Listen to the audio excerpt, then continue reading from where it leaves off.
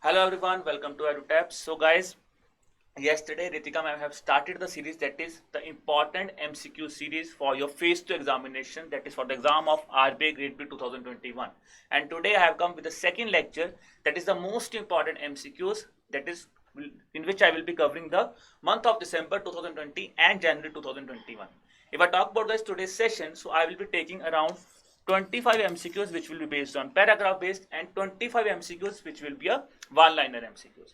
And guys, if you are new to our YouTube channel, so you could kindly subscribe to our YouTube channel so that you could get all the latest updates on the examinations that we are providing. For accessing the PDF of this lecture, you could subscribe to our Telegram channel, the link for which is given in the description below. Now let's start with the first question of the day, guys.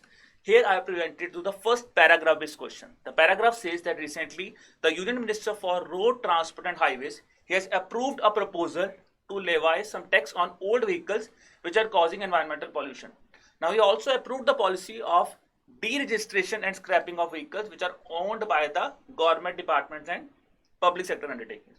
Now guys, the question here is very simple. You tell me that which of the following is the name of the tax that will be levied on old vehicles which are causing environmental pollution. Very easy question, guys. I think this is one of the easiest question to start with today's session. And guys, the right answer is this. That is option number 1, that is green tax is the right answer here. So this you can easily remember, because if I talk about environmental pollution, tax has to pay. So for environmental pollution, what are the things that you have to keep in mind? Greenery. Here you could remember green tax. Now coming to the second question based on the same paragraph. So guys, for the paragraph based thing, I want to suggest, I will tell you that I will not be reading the paragraph again and again. I will be reading the paragraph once when the paragraph question starts. Then I will be starting with the questions. Now second question is that commercial vehicles which are constituting about 5% of the total vehicle fleet, it contributes about what percentage of total vehicular population that has been shared by the Minister for Road Transport and Highways. And guys, the option here is very tricky. 85 to 90%, be it 50 to 55%, 65 to 70, or around 75 to 80. And guys, the right answer here is yes. That is option number 3. That is 65 to 70% is the right answer here. Coming to the next question based on the paragraph, which says that higher green tax, that is what percentage of road tax for vehicles being registered by highly polluted cities will be a differential tax which will be based on fuel and vehicle type will be levied. Now simply, it says that green tax, we know that it has been levied. In the first question we have discussed about green tax. It says higher green tax which will be levied on which kind of vehicles.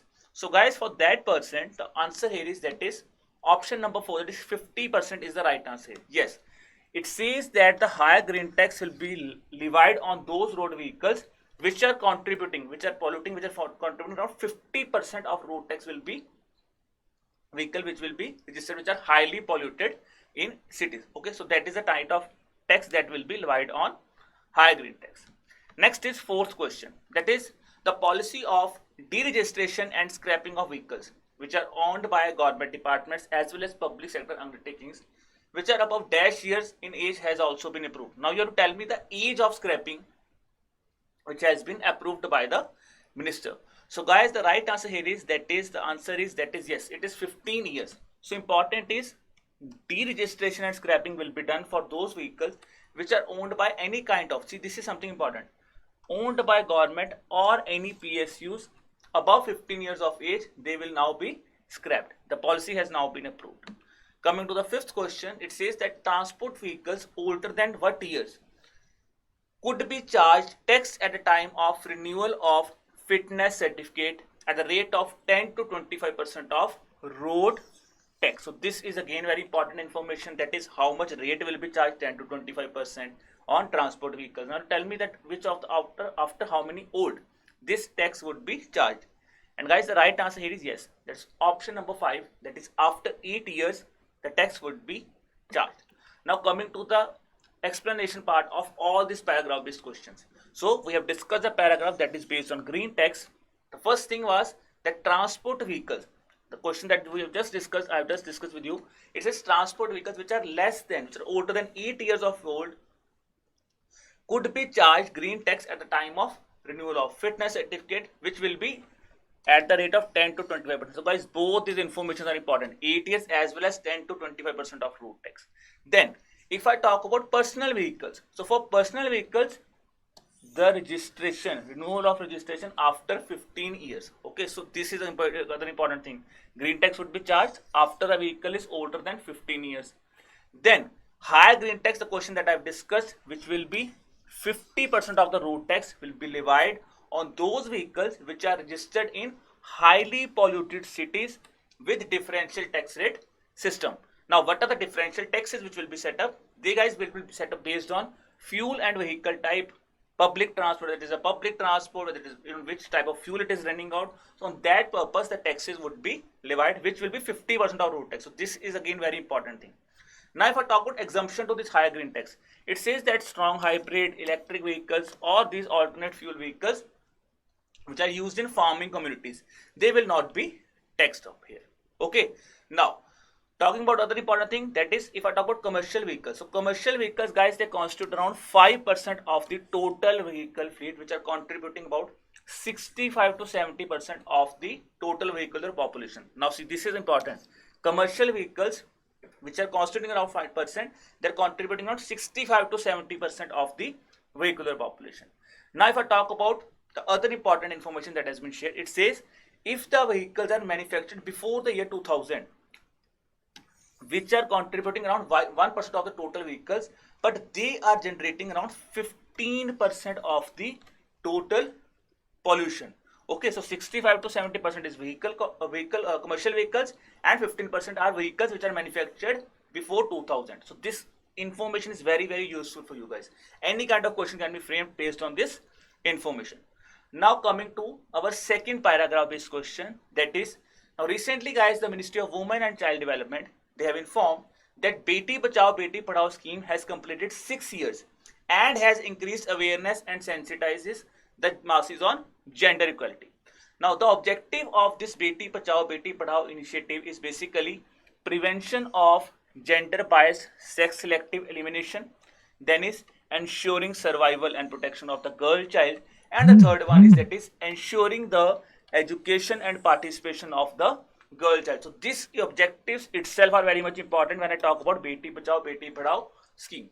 Second question, because if you look at the question they have asked in phase 1, so based on that thing, I think they could easily ask you how many years has been completed by Beti Bachao Beti Padhao scheme. I know it is a very kind of unpredictable kind of question, but that could be asked because based on phase 1, the question they have asked, they could directly ask a question this thing also. So you should remember recently 6 years have been completed. Now, based on the information, the first question I am asking you is, according to the information which is provided by the ministry, sex ratio has improved from what percent, that is up to what number in 2014-15 to around 934 in 2019-2020. And guys, the right answer, because these are, see the option here, 923, 912, 889, 918, 908. So guys, these are kind of options which you, if you know exactly the answer, then attempt, because it are confused. These are confusing options also. Okay. So guys, the right answer here is yes. That is option number 2. That is 918 is the, so I think, sorry for that thing. It is option number 4. That is 918 is the right answer. I am really sorry for that thing, guys. I will make correction on this specific question. So don't worry. Okay. Now, coming to the next question. So according to the information which has been provided, the percentage of first trimester antenatal care, that's ANC registration, has shown an improving trend from which is around 61% in 2014-15 to what percent in 2019-20. See, this data itself is again very important. 61% was in 2014-15. Now it has seen an improvement. So see, this you could easily remember.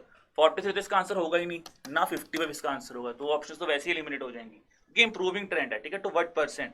Guys, the right answer is that is option number 5, that is 71% is the right answer. So see, I know you will be you might be seeing के sir ऐसी option कैसे आ गई, तो देखो कभी भी हो सकता है. These are kind of confusing also because आप पेपर में बहुत जल्दी में होगा. सो यू माइट रिमेंबर कि 61% से बढ़ा है या कम हुआ है. So these are kind of confusing options that could be created in your examination also, okay, because based on the examination pressure, these kind of silly mistakes we could also commit here. Now coming to the next question, according to UDISE, gross enrollment ratio of girls in the schools at secondary level has improved from 77.45 in 2014-15 to what amount or to what percent in 2018-2019. So see, data I have provided you about 2014-15, and to tell me the data of 2018 and 2019. And guys, the right answer here is yes, that is option number 3, that is 81.32 is the right answer here. Now you have to tell me in the chat box or even in the comment box that what does UDISE stands for, because these are again kind of things that could be asked to you in your examination. Now moving forward, according to UDISE, the schools with functional separate toilets for girls has improved from what percentage in 2014-15 to around 95.1 percentage in 2018-19. Now see, that is separate toilets for girls, that is sanitization has been improved. So now guys, the data here, the answer here is that is option number 1, that is 92.1% is the right answer. So guys, if I talk about these kind of questions or these kind of reports, these are very much useful because descriptive examination is also taking place. So you could use these kind of informations even in your descriptive paper also, because if see, let's say there is a question based on what are the initiatives that has been taken or based on girls education. So these are kind of topics, these are kind of very important things that you could highlight here. You could easily write this thing that just according to UDISE, the separate toilets for girls has also been improved, which was around 92.1% in 2014-15, but now it has been improved to around 95%. Okay, now moving to the fifth question of this paragraph, that is question number 10. According to the information which is being provided by Ministry of Women and Child Development, the percentage of institutional deliveries, guys, has shown an improving trend. Now to tell me that improving trend has been shown from what percentage in 2014-15 to around 94% in 2019-2020. So I think this is again a very easy question if I say, because this is an easy question, because this thing we have discussed this thing again earlier also. And guys, the right answer is yes, that is option number 3, that is from 87% to around 94% this information has been witnessed. Okay, now coming to the explanation part of this information. Now sex ratio at birth we have discussed, it has improved by 16 points, which is from 918 to around 934. Okay, now the other information is that out of the 640 districts which are covered under Beti Bachao Beti Padhao scheme, so this is again very important thing. See, very important thing you should remember, how many districts are covered under the program. 640 districts have been covered. Okay, if I talk about health specific things, it says that the question that we have discussed, first trimester antenatal care, it has shown an improvement from 61% in 2014-15 to guys around 71% in 2019-2020. Then talking about institutional deliveries, so it has again improved, that is from 87% to 94%. Now UDISE, very important data that you could share, it says that gross enrollment ratio, it has improved from around 77.45 to 81.32 in 2018-2019. Then the schools with separate toilets, they have improved from 92.1 to 95.1. Okay, so these are kind of things, because now see, very important thing guys, if any kind of question that has been asked on you based on gender issues which are related to any kind of topic that are related to girl specific things, so these are kind of information guys that you could easily use in your specific answer. It will be like seeing if your examiner will see these kind of information, so he will be see that yes, the student is quite updated with the information that has been shared also. So okay, so the basic focus of this initiative or this challenge is, the thing is that is on important issues like female infanticide, lack of education amongst girls, deprivation of their rights on a life cycle continuum. Next, the next paragraph is guys that recently the National Statistics Office under the Ministry of Statistics and Program Implementation, it has released the second revised estimates of national income, consumption expenditure, saving and capital formation for the financial year 2018-19, and the third revised estimates for that is for the 2017-18. Now guys, based on the data that has been released by the ministry, by the NSO, the question here is that according to the NSO, NNI at current price for 2017-18 is what amount, or is what trillion. So now the most important thing, first of all, you should know what is NNI. That you will answer this thing. NNI, I think it is net national income. Okay, so answer here is, guys, that is option number 4. That is around 151.5 trillion is the NNI at current price. So this is again important thing. So now you could also revise your ESA static portion also. NNI current price, NNI at constant price. What is NNI at constant price? What is the difference between constant price and current price? Avinash sir has taken a lot of sessions with you. That is on this basic ESA static portion. So you could easily refer to these kind of those lectures also, and you should know these basic terms. What is difference between whether it is current price, what is the difference between current and constant price. Next is, guys, that what is the revised service sector GVA growth in 2018-19 according to the data that has been released by NSO. And guys, the right answer here is the revised service sector growth is, that is 7.7%. Okay, so 7.7 is the right answer here. Now, next is that what is the real GDP or GDP at constant price for 2018-19. So see, again important thing. Now एक तो answer आपको मिल गया, real GDP और GDP at constant price क्या बोलते हैं, real GDP बोलते हैं. So which means GDP at current price is simply known as nominal GDP. Okay, now you tell me the real GDP for 2018-19. And guys, the right answer here is, it amounts to around option number 3, that is 139.81 trillion is the real GDP according to the data that has been released by NSO. So these are kind of questions which we generally expect that it will not be a paragraph based question, it will just be a one liner question. But now, based on the trends that we are witnessing from the examination, the question on paragraph based could also be asked. Okay, and I know these are kind of very important question to answer because paragraph based on data. So these are kind of important data, guys, that we have to remember. I know it is tough but to clear RB examination, these kind of data I think you could easily remember now also. Now coming to the next question, what is the revised manufacturing sector GVA growth in 2018-19? So earlier we have discussed about service sector growth. Now I am asking the question on manufacturing sector's revised growth rate. And guys, it is amounting to, it accounts for 6%. So manufacturing growth sector revised rate has been reduced to, it has been revised at 6% for 2018-2019. Then in terms of GVA, that is gross value added, the economy grew at what percentage in 2018-19? So see, very important kind of question. You might feel that it is a very old data, but because it is in news, they could easily ask us this kind of question. I think in NABARD also they have asked a kind of question ke FDI kitna tha. So this kind of question has been asked in phase 2 examination. Now this kind of question can easily be asked, guys. And see, I'm getting the answer also. The right answer here is, that is option number 5. For that is also 6%. Okay. Now coming to the exact finding that has been released by the NSO. It says actual gross domestic product, it has witnessed a growth of 6.1% as against 6.8%. Then real GDP is 139.81 trillion in 2018-19, which was around 131 trillion in 2017-18. Then the first revision, which was the first revision for 2017-18 growth numbers in January 2019, the real GDP was 7.2% and growth rate was 6.1% for 2018-19 or 7% for 2017-18. Then if I talk about nominal net national income, that is NNI that I was discussing with you. It was nominal net national income. NNI is net national income at current price. So current price, now we know current price is basically remember to nominal price. So it is around 167.89 trillion.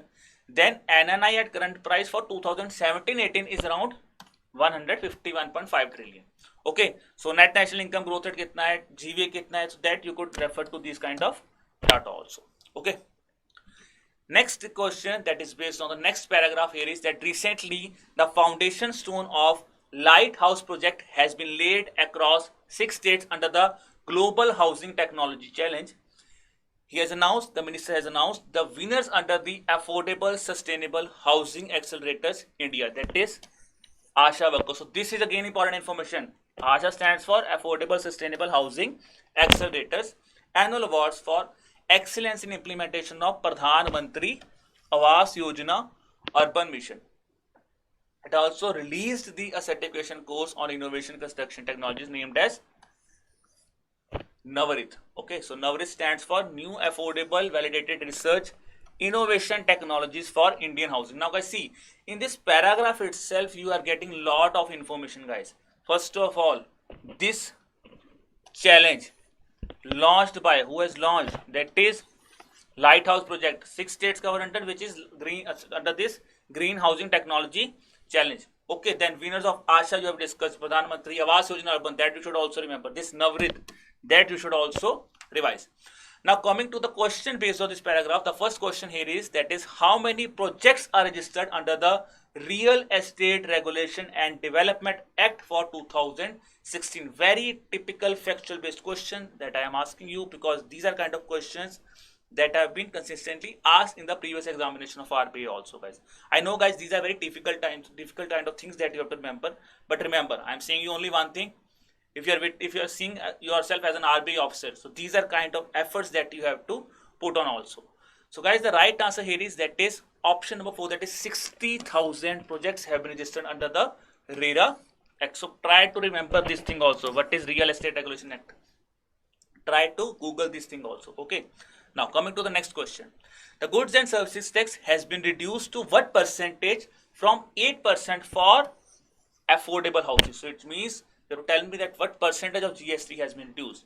And guys, the GST has been reduced to, yes, has been reduced to 1%, which is from 8%. See, 8% से 1% पे आ गया, from 8% to 1%, that are for affordable houses. So this is again very important thing. Coming to affordable houses, one topic that I'm just remembering is, I think, affordable rental housing complex, ARIC, the initiative that has been launched by the Ministry of Housing and Urban Affairs. So try to go through this initiative also. This is again very important initiative. Try to remember this initiative also. Okay. Now coming to next question. The ranking for construction permit has been revised from 185 to what? To avail the cheap loans. So ranking for construction permit, it has also been revised. It was earlier 185, now it has been reduced to, that is 27, to avail cheap loans. So earlier your rank should be around 185 for construction permits, but now if your rank is near to 27, that you could also avail the cheap loans. Okay. Now coming to this thing, so funding is also required. So special fund of rupees dash has been created for incomplete housing project to help middle class. That is incomplete housing project helping the middle class people. And the fund amount is, guys, yes, the funding amount is here, that is option number 2, that is 25,000 crore rupees has been funded for incomplete housing projects, which is basically catering to middle class people. Okay. Now coming to the next question. So guys, GST has been reduced to what percentage from 12% for premium houses? So earlier, see, earlier I have discussed about affordable houses, 8% से कहाँ तक गिरा है. Now for premium houses, you have to tell me it has been reduced from 12% to what percentage, guys? Very important thing. The right answer here is, guys, that is 5%. So see, these very typical keywords you have to remember, guys. Whether it is affordable houses, whether it is premium houses. So these are kind of terms which are very much, these are very much important for you. Okay, now coming to this global housing technology challenge that has been released. Okay, release किसने किया है? Ministry of Housing and Urban Affairs. Very easy to remember, guys. Housing technology released by Housing Ministry. Okay, it is an old index. It was released in the year January 2019. Now what is important in the news was, that is Lighthouse project. Now if I talk about this Lighthouse project, guys, it was implemented by Ministry of Housing and Urban Affairs. Okay, then it has been implemented as part of construction technology year, that is for the year 2019 to 20, and it caters to 6 innovative technologies. Okay, so there were 54 technologies which were there, but out of that 6 innovative technologies has been selected. Other important is 6 याद रखो, 6 innovative 6 cities. So 6 innovation 6 cities में, यानी 6 innovative cities. So these are the cities that have been selected are Indore, that is in Madhya Pradesh. Then we have Rajkot of Gujarat. Chennai is of Tamil Nadu. Then Ranchi of Jharkhand. Agartala in Tripura and Lucknow in Uttar Pradesh. So these are the 6 states. 6 innovation, 6 cities, that is IRCRAL. IRCRAL, that is Indore, Rajkot, Chennai, or Ranchi, Agartala and Lucknow. Okay. Now talking about ASHA workers. So if I talk about ASHA India initiative, okay, that is Affordable Sustainable Housing Accelerators India. That is ASHA India initiative. So it is. I'm sorry for that thing. I think I have. So don't confuse it here with ASHA workers. So ASHA is an initiative by the Ministry of Housing and Urban Affairs. Okay. So here I have provided you the information on this ASHA India initiative also. Okay.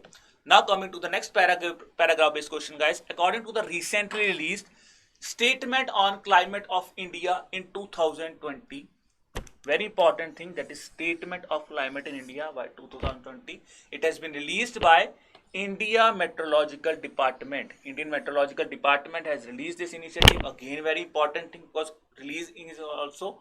According to this report, India has been recorded as the eighth warmest year. It has recorded the eighth warmest year on record since 1901.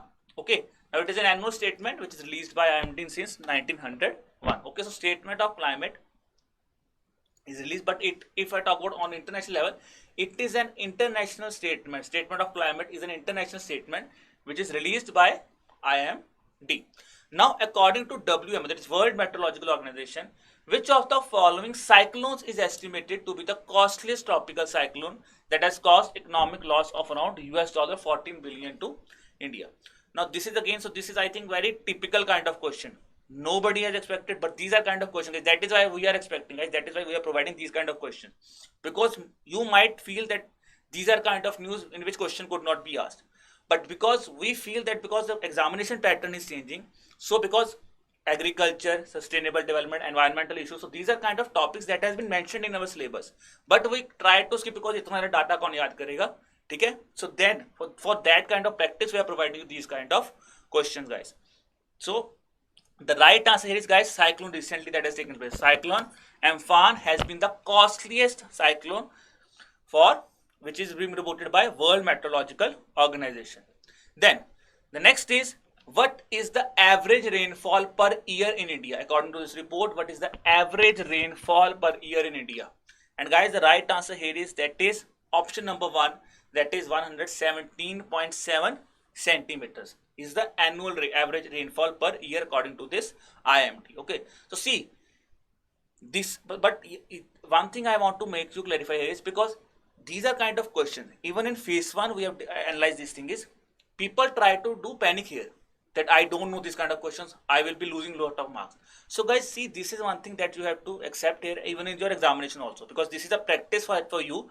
But even in your examination, I want to guide you for one thing, is that if you feel that you have not read this kind of information, then believe that others have also not read this kind of information also. Okay, so right answer is, that is 117.7 centimeters. Next, in which of the following state maximum death have occurred due to cold wave conditions? So now here this is a kind of question which you could easily answer based on basic understanding. Jammu and Kashmir, Himachal Pradesh, Punjab, Uttarakhand or Uttar Pradesh. And guys, the right answer here is yes, Uttar Pradesh is the right answer here. So yaad rakhna, basic trick which I could form is maximum population, maximum death. Maximum population in India is in Uttar Pradesh, so maximum death have occurred there, okay, due to cold wave conditions. Maximum population, maximum death. Here you could remember this state of Uttar Pradesh. Okay, now coming to the further thing. According to this statement, in which of the following state maximum death have occurred due to heavy rainfall? Okay, heavy rainfall and flooded. ठंड कहाँ पे? उत्तर प्रदेश, तो ठंड भी बहुत पड़ती है. Okay, Uttar Pradesh cold भी होता है, तो वहां पे तो मैक्सिमम डेथ होगा due to cold waves. Now due to heavy rainfall and flood related incidents, where maximum deaths have occurred. Now guys, if you have just see कि जहां पे फ्लड ज्यादा आते हैं, कहां पे फ्लड ज्यादा आते हैं, so वहां वही उसका आंसर है. Yes, Assam, in Assam recently lots of floods have occurred in Assam. Assam has been a flood hit state recently. So based on this common sense, you could answer that is Assam. The flood related deaths have taken place, maximum flood related deaths. Now the next is, in which of the following states maximum deaths have occurred due to thunderstorm and lightning? Okay, cold wave we have discussed, rainfall we have discussed, now we have discussed about thunderstorm and lightning. And guys, the right answer here is, that is in Bihar. So thunderstorm कहाँ पे हुआ? बिहार में, ठीक है. Thunderstorm is in Bihar. Cold wave, Uttar Pradesh. Then maximum rainfall, because floods have taken place in Assam, so Assam is the right answer there. Okay, so here I have provided the exact data that has been shared by the thing, other important data that has been shared. So 2011 to 20 it was recorded as the warmest decade on the record. Tropical storms in the Indian seas that has recently taken place, that is cyclone Amphan has taken place. Then there are cyclones named as Nivar and Gati, they have also taken place, guys, and both the cyclones have taken place in Arabian Sea. Okay, now coming to your one line questions, because I have discussed 25 questions that are based on 5 paragraph based questions. There is 25 questions on 5 paragraphs I have discussed. Now coming to the one liner questions. Now recently, guys, the KPMG India along with KPMG International, they have hosted the 11th edition of annual ENR conclave, that is by the name of Enrich 2020. So most important information was organized KPMG. The most expected question that are asked from your any kind of conclave is the theme of the conclave. That I have asked with you. Theme of the conclave for the Enrich 2020 is, guys, that is the net zero future. So the net zero future is the answer for this thing. Okay, now next is that recently the Union Finance Minister has delivered the keynotes which are addressed at the inauguration of the 20th edition of Economic Summit. Now Union Finance Minister, she has addressed the 20th edition of Economic Summit. Now you tell me, this Economic Summit has taken place in which of the following countries? So guys, see, because RBI has changed the pattern, so we are also asking you kind of questions which earlier we might not ask, but now because based on phase 1 pattern, so we have also been working on that thing. And guys, this 20th edition of Economic Summit has taken place in the country of Sri Lanka. Okay. Next is, recently in the month of December, the government of Assam has launched the largest direct benefit transfer scheme in Assam till date. It has been named as the largest DBT scheme of Assam has been released. You have to tell me the name of that scheme. I think, guys, this you could easily remember. Dware Sarkar to nahi hai. We have discussed about that thing. I will be discussing on that thing. Dware Sarkar is not the answer, because I have discussed that scheme earlier also. Even I think in the marathon series I have discussed about Dware Sarkar. Guys, the right answer here is, that is option I put, that is Arunodoi is the right answer. Why I am saying Dware Sarkar is not? Because Dware Sarkar is launched in the state of West Bengal. Okay, Dware Sarkar is West Bengal initiative. Arunodoi is an initiative of Assam. Talking about the scheme, so government of Assam has launched this Arunodoi scheme. Why I am saying DBT, largest DBT scheme, so it means it has a budget allocation also will be very high. So it is a budget allocation of around, guys, rupees 2800 crores, and the beneficiaries will be the women which will be catering from poor families. And if I talk about largest DBT, so it will say that is around rupees 830 per month will be transferred to the account of women holders. Okay, now next is that recently in the month of December, in a first of its kind initiative in Andhra Pradesh, Dash have decided to transform, that is which of the following police have decided to transform 5 police stations into child friendly stations. So these are now the names of the Andhra Pradesh police stations. You tell me that which of the following police station has decided to transform the 5 police stations into child friendly stations. And guys, the right answer, that is Krishna District Police Station. They have decided to transform the 5 police stations into the child friendly station. So guys, I want you all to be bug up. Okay, thakna nahi hai. Don't get tired, because this is the kind of time to excel your preparation. Okay, to start your preparation or to make your preparation in a very fast mode. Okay, now coming to the next question, that recently in the month of December, the 4th South Asia Forum on Sustainable Development Goals has been organized by Government of Maldives in association with which of the following body? Options are UNDP, UNEP, UNESCAP, ASEAN, or UNFCCC. And guys, the right answer, because very important, these are all very important organizations from environmental perspective. The right answer is, guys, that is UNESCAP. So you might get confused here with UNFCCC, United Nations Federation on Convention Climate Change. Now, ये नहीं है, guys. Right answer is UNESCAP is the right answer. Very important thing, organized by Government of Maldives in association with UNESCAP.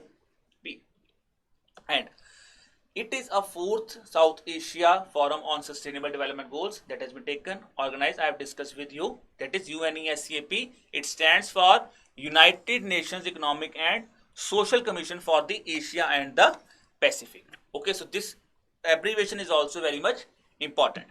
Now, next is that recently Union Health Minister, guys, has chaired the inaugural session of the annual conference of the India, along with, that is, annual conference of India along with which states healthcare innovation center. And guys, the right answer here is, that is, it is between India and Sweden. So India Sweden Healthcare Innovation Center has been inaugurated. Okay, so Union Health Minister has chaired the annual conference of India Sweden Healthcare Innovation Center. Next is, recently SIDBI has entered into partnership with which of the following companies to provide rooftop solar financing for MSMEs? Okay, SIDBI, Small Industrial Development Bank of India, very much important, guys. The right answer, guys, here is, that is, it has signed an MOU with Tata Power. So it has signed an MOU with Tata Power to provide rooftop solar financing for micro, small and medium enterprises. Okay. Next is, guys, that recently which of the following organization has introduced Bharat Griha Raksha policy? It is Bharat Griha Raksha policy has been organized by which of the following? Now, here are your options: SBI Home Insurance, be it HDFC Ergo, Royal Sundaram, Oriental Home Insurance, or none of the above. So, guys, Bharat Griha Raksha policy is been launched by none of the above. So now you have to tell me that which of the following. Okay, Bharat Griha Raksha policy is been launched by which of the following organization. This is again, guys, very important for you. Okay, so Bharat Griha Raksha policy is being organized. Now I'm waiting and let's see how many of you know the answer. Bharat Griha Raksha policy. Okay, so very important, guys, because see why I'm seeing this kind of question is because SBI is also in news, HDFC was also in news, HDFC Ergo भी news में था क्योंकि HDFC Ergo I think they have done something like that. So if I talk about Bharat Griha Raksha policy, so guys, it has been launched by, so guys, I'm really sorry. So you might be seeing said what to. So there was some technical glitch on my side. So Bharat Griha Raksha policy is been launched by the policy regulator. Yes, policy regulator itself, that is IRDA, has launched this initiative. Very important thing, guys, here. Okay, now IRDA, that is Insurance Regulatory and Development Authority of India, has decided to introduce a standard home insurance policy by the name of Bharat Griha Raksha policy.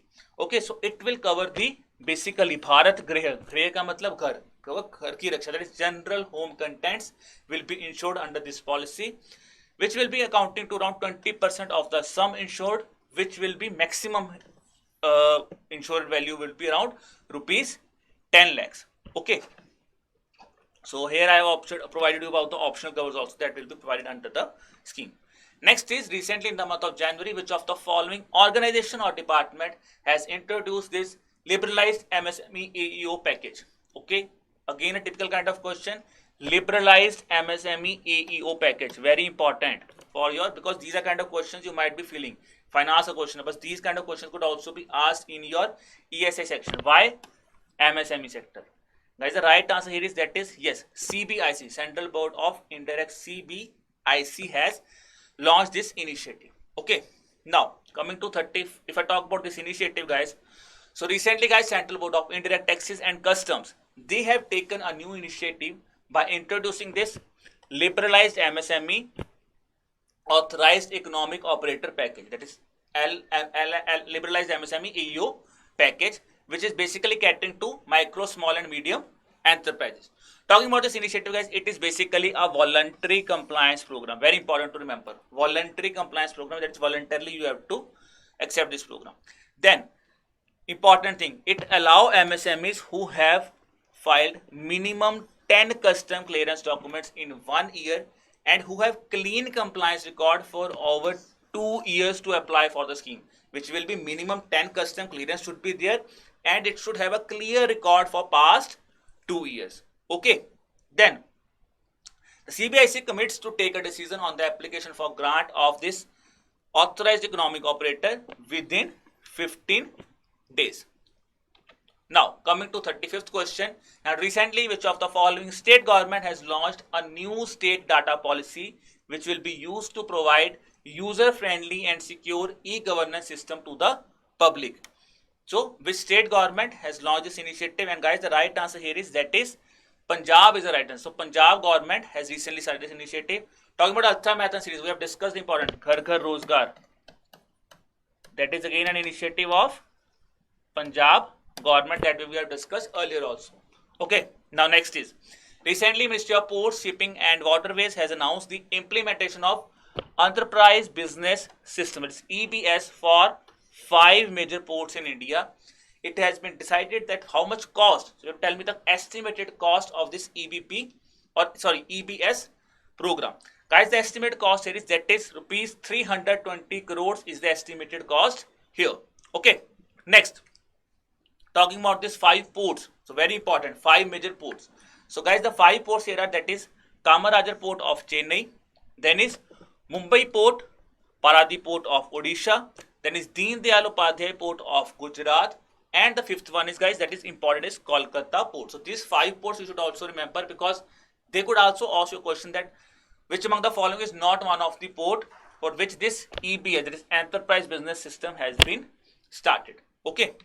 Next is, recently in the month of January, the Food Safety Standard Authority of India, that is FSSAI, has reduced the amount of TFA in oil, that is trans fatty acids in oils and fat, by what percentage for the year 2021? I think this news, FSSAI news, we have discussed a lot of time. Guys, the right answer is, that is option number 2, that is by 3% the amount of TFA in oils and fats has been reduced. Okay. Now, FSSAI have discussed the full form, that is Food Safety Standards Authority of India. So the discussion that TFA has been reduced under the Food Safety and Standards Prohibition and Restriction on Sales Regulation and Reduced Amount of Trans Fatty Acids. Under this thing, the regulation has been amended to reduce it to 3% for 2021 and 2% by 2022. So it was earlier, the limit was 5% in December 2020. Next is, which of the following scheme, guys, has recently been approved by the cabinet for providing mobile coverage in Arunachal Pradesh and 2 districts of Assam under the Comprehensive Telecom Development Plan for Northeastern region? Very important thing to remember, Comprehensive Telecom Development Plan for Northeastern region. The states that have been covered, Arunachal Pradesh and the state of Assam. And yes, I am getting the answer also, guys. That is option number 2, that is Universal Service Obligation Fund scheme is the right answer here. Now, try to search about this USOF scheme also. What is this Universal Service Obligation Fund scheme? How much amount has been given? So this is again important thing that you should remember. Okay. Now next is, recently Ministry of Road Transport and Highways, guys, it has signed an MOU with which of the following countries on technology cooperation in the road infrastructure sector, guys? The right answer, guys. Now tell me which country has signed an MOU. Typical questions is that basically we think that these are kind of GA, general awareness questions, but these kind of questions, because important is road infrastructure sector, ESI syllabus relate karo, sustainable development and environmental issues. And guys, the right answer is, that is with Austria. This MOU has been signed. Okay. Now next is, recently Indian Railway has launched a Hospital Management Information System trial project. You have to tell me that in which of the following division of Indian Railway this project has been started. Okay, or which of the following division has launched this initiative?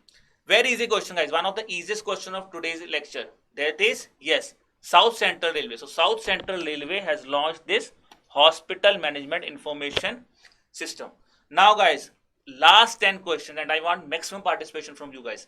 Recently in the month of December, India, along with which of the following country, they have agreed to set up a task force on energy for promoting investments. Very important thing, energy for promoting investments.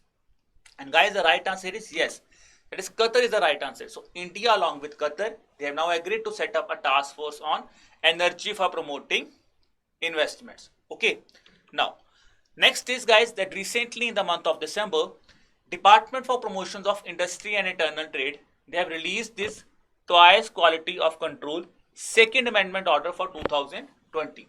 Now, guys, as per the amendment or as per the order, which categories of goods are exempted from Bureau of Indian Standards compliance? That is, which of the following categories of goods are exempted from this BIS standard compliance? Options are toys manufactured and sold by the artisans which are registered with Development Commissioner. Then is toys or products which are registered as geographical indications. Then they are non-electric toys which do not have any functional dependency on electricity. So whether these kind of toys have been exempted, or whether it will be 2 and 3, or whether it will be 1 and 2. And And guys, the right answer is that is option number 5. So these are the two kind of toys that have been exempted from the Bureau of Indian Standards compliance. Okay, now I've discussed this thing, the amendment or the order that has been released. Exempted, yes, manufactured and sold by artisans registered with Development Commission, that is handicraft. Then use of standard market under license for Bureau of Indian Standards. The next is that has also exempted products that we have discussed. GIS, geographical indications, have also been exempted. Okay. Next is that recently, again in the month of December, Tamil Nadu government has inaugurated which of the following scheme to set up the 2000 mini clinics in the state to provide various healthcare facilities. I think guys, this is a question that I have discussed earlier with also you. And here, one trick I have discussed with you. Tamil Nadu में कोई भी scheme आती है तो एक नाम याद रखना, बहुत इजीली याद हो जाता है. If any kind of scheme is there in Tamil Nadu, just remember one thing and you could easily get the answer. Yes, that is AMA. AMA is a very important word. So that is, the answer is CM's AMA mini clinic scheme. So mini clinics and mini clinics you should remember. And Tamil Nadu, one very important, because the former Chief Minister of Tamil Nadu, Ms. Jayalalitha, she was popularly known as AMA in Tamil Nadu. So here you could remember, in that way of trick, you could answer this question. Okay. Next is recently Union Minister for Finance and Corporate Affairs, guys, they have chaired the 23rd meeting of the Financial Stability and Development Council. Now in this council, the challenges involved in smooth transition of LIBOR based, that is LIBOR, LIBOR based contracts reviews. Very important thing, because FSDC important for finance also as well as for ESA also. So your simple question is, what does I in LIBOR stands for? So guys, LIBOR simply stands for, that is the answer here is that is interbank. And if I talk about LIBOR, so LIBOR is basically stands for London Interbank Offered Rate. Now the important thing that you should remember is LIBOR has been, it is going to be replaced. You have to tell me in the comment box that LIBOR would be replaced by which of the following institute or which of the following initiative this London Interbank Offered Rate would be replaced with in the coming years. Okay. Now this is again important information that you should remember. I will be looking at the thing that how many of you know this answer. Then is recently in the month of November, the ESIC guys has informed that claims through affidavit form which will be no longer required under the Atal Bimit Vyakti Kalyan Yojana. You tell me that under the scheme to avail this benefits for under the Atal Bimit Vyakti Kalyan Yojana, to avail the compensation, the insured has to work for at least how many years to get the benefit? Guys, the right answer is yes, that is option number 4, that is it has to work for at least 2 years. Okay. Then question that has been asked in your phase 1 examination on this scheme, Swamitva scheme. Now Swamitva scheme is basically a new initiative of Ministry of Panchayati Raj, which basically guys aims to provide rural people with the right to document their residential property. And this is the question that has been asked. Prime Minister has launched an initiative in which the people will get the right to document their residential property. Answer was Swamitva. Now you have to tell me what does I in Swamitva stands for. So earlier we discussed I in LIBOR, now I in Swamitva. So I basically guys stands for that is improvise. And if I talk about full, what does Swamitva stands for? So Swamitva basically stands for Survey of Village and Mapping with Improvised Technology. That is Swamitva, Survey of Villages and Mapping with improvised technologies. Okay. Next is recently in the month of January, at which of the following place Union Minister of Petroleum and Natural Gas has flagged off 2 welfare projects of ONGC. A typical GA kind of question, guys, that could be asked, but see, that is what I am asking you, that is what I am discussing with you, is because natural gas, sustainable development and environmental issue. Guys, the right answer here is yes, that is in Betul, that is in Madhya Pradesh. Okay. Next is now coming to the third last question, 48th question. So recently in the month of January, Ministry of Ports, Shippings and Waterways, they have chaired the port review meeting, which is named as Chintan Baitak, which was held to evolve ideas for improving the performance and efficiency of major ports. Now tell me in which of the following state this Chintan Baitak has taken place. Very easy. Chintan Baitak kahan pe hui hai? Chintan Baitak kahan pe hui hai, guys? It is in the state of Gujarat.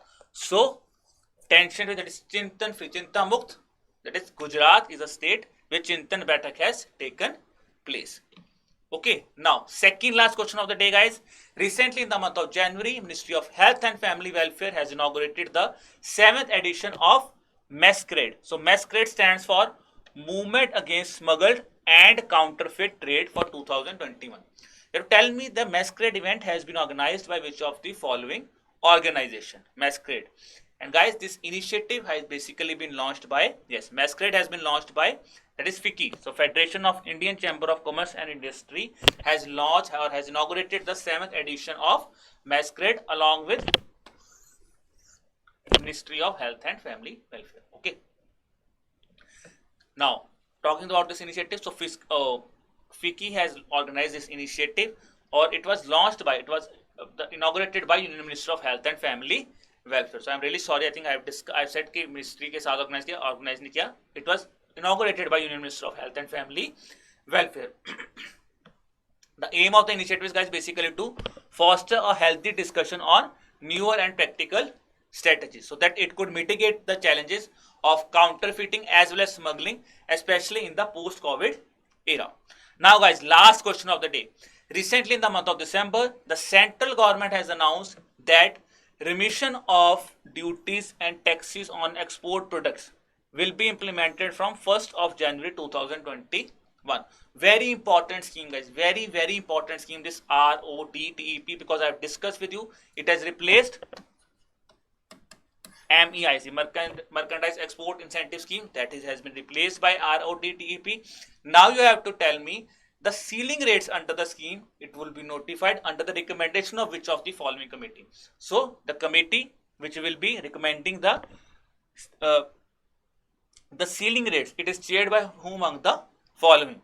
And guys, the right answer is it is Mr. G.K. Pillai. So G.K. Pillai is the right answer here. He will be leading the committee who will be notifying the ceiling rates under the RODTEP scheme. So try to search about RODTEP and remember and try and go here and revise the scheme also. Okay, that is RODTEP scheme. So guys, that's it for the lecture. So if you have any kind of doubt or if you have any kind of query, you could drop us an email. Our email ID is hello@edutab.co.in. In case you want to call us, you could also place us a call. Our mobile number is 814620724. So I hope, guys, the lecture is fruitful for you. You have got a lot of knowledge also, and try to revise this thing a lot of time if you are not getting the answer right. Okay, bye bye.